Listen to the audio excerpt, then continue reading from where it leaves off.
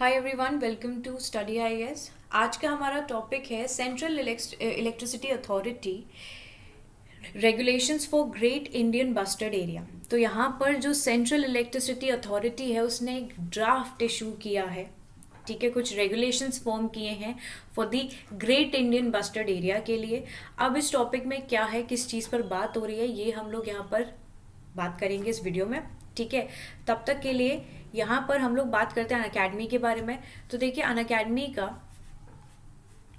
अगर आप लोग यहाँ पर यूपीएससी की तैयारी कर रहे हो, ठीक है, तो अनअकैडमी का आप लोग यहाँ पर सब्सक्रिप्शन लेना चाहते हैं फॉर योर यूपीएससी प्रिपरेशन, तो अभी अनअकैडमी लेकर आया है 20% का डिस्काउंट। कितना?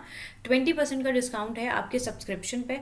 आप लोग यहाँ पर सब्सक्रिप्शन ले सकते हो, और जब भी आप सब्सक्रिप्शन लोगे आपको एक कोड का इस्तेमाल करना होगा जो कि है AMS लाइव। जब आप इस कोड का यूज़ करोगे तो स्ट्रेट अवे आपको मिल जाएगा 20% का डिस्काउंट, और ये लिमिटेड पीरियड ऑफर है, तो आप लोग इसको जल्द ही यहाँ पर एनरोल कर सकते हो इसमें, ठीक है। सब्सक्रिप्शन लीजिए, कोड को यहाँ पर यूज़ करिए, 20% का डिस्काउंट लीजिए, और आप लोग जो टॉप एजुकेटर्स से द्वारा यहाँ पर स्टार्ट किया जा रहा है आरएम बैच, आप उसमें एनरोल कर सकते हैं, ठीक है। तो ये आपका आरएम बैच है जो कि 16 मार्च से यहाँ पर स्टार्ट हो रहा है। बेस्ट से बेस्ट एजुकेटर्स यहाँ पर आपको पढ़ाएंगे, तो आप लोग इसमें एनरोल कर सकते हैं। मूविंग फॉरवर्ड, आप लोगों के लिए अनअकैडमी लेकर आया है एक्सपीडिशन बैच। एक्सपीडिशन बैच भी यहाँ पर आपका 16 मार्च से स्टार्ट हो रहा है, which is an English, complete English batch. तो जितने भी यहाँ पर इंग्लिश मीडियम वाले स्टूडेंट्स हैं, ठीक है, वो इसमें ज्वाइन इन कर सकते हैं। 16 मार्च से ये भी आपका बैच स्टार्ट हो रहा है, okay. So you can enroll in to these batches. तो जब भी सब्सक्रिप्शन लोगे आप लोगों को कोड का इस्तेमाल करना नहीं भूलना है, जो कि है AMS live, okay. So do not forget to use this particular code. चलिए स्टार्ट करते हैं अपने टॉपिक को। तो देखिए यहाँ पर जो सेंट्रल इलेक्ट्रिसिटी अथॉरिटी है उसने एक ड्राफ्ट इशू किया है, ठीक है। किस चीज़ पर ड्राफ्ट इशू किया गया है? Construction of electrical lines. जितनी भी आपकी इलेक्ट्रिक लाइंस हैं वो ग्रेट इंडियन बस्टर्ड एरिया में यहाँ पर जब कंस्ट्रक्शन चलेगा, ठीक है, ये जो लाइंस डलेंगी तो इनके लिए there are some sort of regulations, ठीक है। रेगुलेशंस किस बेसिस पे हैं कि देखिए ये जो आपकी बर्ड है, ठीक है, वैसे भी आपको पता है जो ग्रेट इंडियन बस्टर्ड आपकी बर्ड है तो ये वैसे भी एंडेंजर्ड है, तो इनको यहाँ पर किसी भी तरह की प्रॉब्लम ना हो, ठीक है। इनको यहाँ पर इन इलेक्ट्रिक लाइन से कोई शॉक ना लगे, इनकी इससे डेथ ना हो। तो इस वजह से क्या है कि आइदर ये जो इलेक्ट्रिक लाइंस हैं ये अंडरग्राउंड रहेंगी, either they will be underground, okay, और ये इनके ओवरहेड रहेंगी। तो जैसे कि मान लीजिए कि अगर आपकी जो इलेक्ट्रिकल लाइन है वो 33 kV की है, यानी कि 33 kV की है, तो ये आपकी अंडरग्राउंड रहेगी। जो ग्रेट इंडियन बस्टर्ड एरिया यानी कि जहाँ तक ये बर्ड्स आपकी हैं उस एरिया में ये जो लाइंस हैं 33 kV की जो है वो रहेगी below passing through the great Indian bustard area, ठीक है। तो रेगुलेशन के हिसाब से जो 33 kV की है लाइन वो आपकी रहेगी below passing through the great Indian bustard area, यानी कि अंडरग्राउंड रहेगी, ठीक है, ये अंडरग्राउंड रहेगी। और वहीं पर 33 kV से ज़्यादा की जो आपकी लाइनें रहेंगी वो ओवर द हेड रहेंगी आपके किसके? ग्रेट इंडियन बस्टर्ड के, ठीक है। और उसके साथ साथ उसमें इंस्टॉल किए जाएंगे बर्ड फ्लाइट डाइवर्टर्स। तो जो बर्ड फ्लाइट डाइवर्टर्स हैं ये इसमें इंस्टॉल किए जाएंगे, जिससे कि क्या होगा कि जो ये डाइवर्टर्स हैं इनको इसीलिए लगाया जाता है जिससे कि जो आपकी बर्ड्स हैं उनकी जो पावर लाइन विजिबिलिटी है ना वो बड़ी क्लियर हो जाती है, उनको समझ में आ जाता है कि अच्छा यहाँ पर ये पावर लाइन है तो हमें यहाँ पर नहीं जाना है। तो इस वजह से वो कोई रिस्क भी नहीं होता है यहाँ पर कोलिजन का, ठीक है। तो इस वजह से इस प्रकार के डाइवर्टर्स जो हैं वो यहाँ पर बर्ड्स को इन तारों से, इन इलेक्ट्रिकल लाइन से बचाने के लिए ही लगाए जाते हैं, ओके। तो इस प्रकार की दो चीज़ें यहाँ पर हो रही हैं, और ये सारे रेगुलेशंस इस वजह से आए हैं बिकॉज ऑफ अ केस जो कि सुप्रीम कोर्ट के सामने आया है, और जो कि यहाँ पर इसी चीज़ पर इशू किया गया है कि यहाँ पर जो थ्रेट है हमारी ग्रेट इंडियन बस्टर्ड को वो यहाँ पर ना हो इन इलेक्ट्रिकल लाइन्स की वजह से, ओके। यानी अदरवाइज यहाँ पर बहुत सारी जो डेथ थी वो इन्हीं केसेस की वजह से होती थी। आगे बढ़ते हैं। अब देखिए सबसे पहली चीज़ यहाँ पर मैं आपको बता दूँ कि ग्रेट इंडियन बस्टर्ड है कौन सी बर्ड, ठीक है।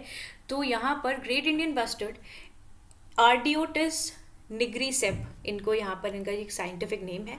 And the state of bird, ये स्टेट बर्ड है आपकी राजस्थान की, ठीक है। इसको कंसिडर किया जाता है इंडिया में मोस्ट क्रिटिकली एंडेंजर्ड बर्ड, और अगर देखा जाए तो it is also considered as the flagship grassland species, ठीक है, जो कि रिप्रेजेंट करती है health of grassland ecology.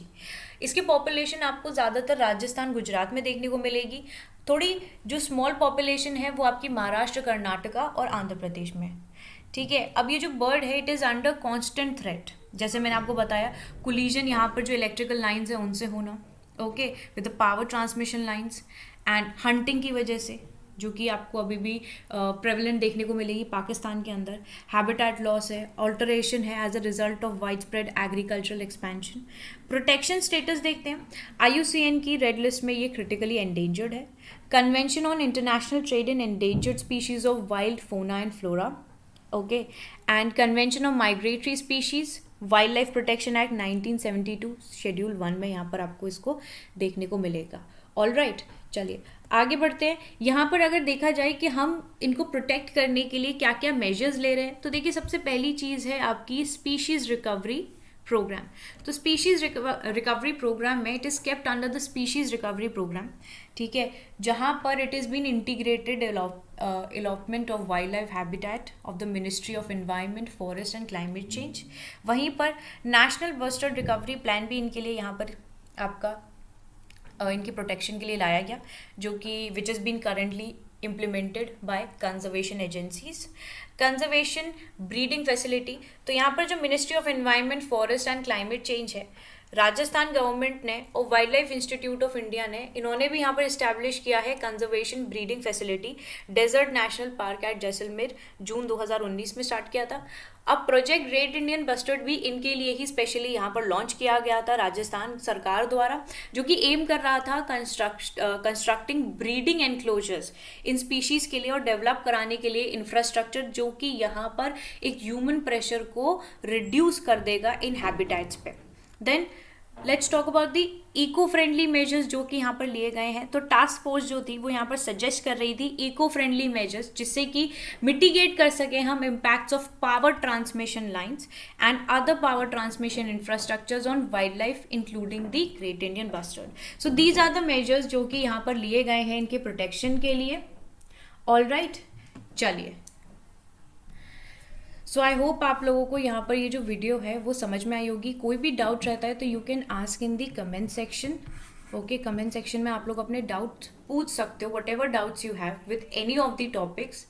All right, अगर वीडियो आपको अच्छी लगी है तो यू कैन लाइक, शेयर और चैनल को सब्सक्राइब करना नहीं भूलना अगर आप नए हो चैनल पे, okay. So we are going to meet in the next video. तब तक के लिए bye bye everyone, take care and have a wonderful day ahead. Bye everyone.